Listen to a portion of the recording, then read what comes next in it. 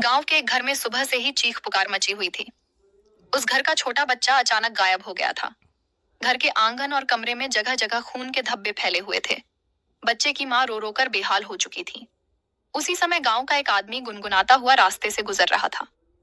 अचानक उसकी नजर गांव के सुनसान रास्ते पर घूमती हुई एक अजीब सी बुढ़िया पर पड़ी। उस बुढ़िया के हाथ में एक चमचमाती धारदार हंसिया थी। जैसे ही आदमी ने उसे देखा, बुढ़िया अचानक उल्टे पांव दौड़ पड़ी और पलक झपकते ही रास्ते से गायब हो गई। यह देखकर आदमी के होश उड़ गए। वह तुरंत गांव के लोगों को इस अजीब बुढ़िया के बारे में बताने भागा।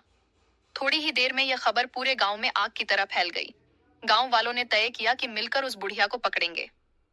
गांव वाले योजना बना ही रहे थे कि तभी अचानक वही हंसिया वाली बुढ़िया फिर से उनके सामने आ गई। देखते ही देखते उसके बाल हवा में तेजी से लहराने लगे और एकदम लंबे होते चले गए। बुढ़िया खतरनाक नजरों से सबको घूरते हुए फिर उल्टे पांव दौड़ी और गायब हो गई। गांव वाले अब यकीन कर चुके थे कि बच्चे के गायब होने के पीछे उसी बुढ़िया का हाथ है। सभी लोग एकजुट होकर उसकी तलाश में निकल पड़े।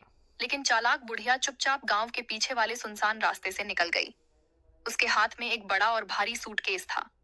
वह उसे घसीटते हुए पास की झाड़ियों में छुपे एक पुराने कुएं तक ले गई और बिना समय गंवाए सूटकेस को कुएं में फेंक दिया। इतने में गांव वाले भी खोजते खोजते उसी कुएं तक पहुंच गए। बुढ़िया उन्हें देखते ही कुएं में कूद पड़ी और तभी कुएं के अंदर से गूंजती हुई उसकी भयावह आवाज आई।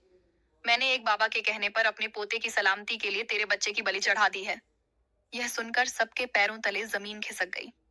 पूरे गांव में सन्नाटा छा गया। बच्चे की माँ जोर जोर से चिल्लाने और रोने लगी। गांव वाले डर और पछतावे में खड़े रह गए। लेकिन कुएं के भीतर अंधेरा और रहस्य और गहराता चला गया।